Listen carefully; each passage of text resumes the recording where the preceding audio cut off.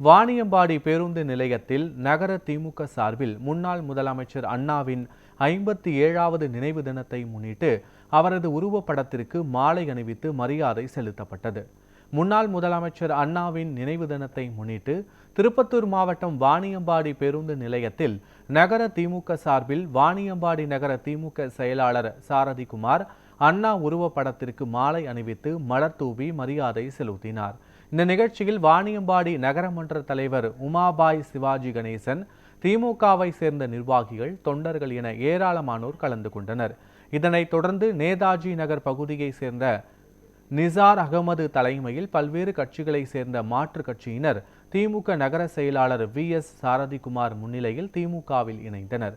கட்சியில் இணைந்தவர்களுக்கு நகர செயலாளர் சாரதிகுமார் கட்சி சால்வை அணிவித்து வரவேற்றார். இந்த நிகழ்ச்சியில் திமுக நகர துணை செயலாளர்கள் தென்னரசு, குபேந்திரன், மாவட்ட பிரதிநிதி ரவி உள்ளிட்டோர் கலந்து கொண்டனர்.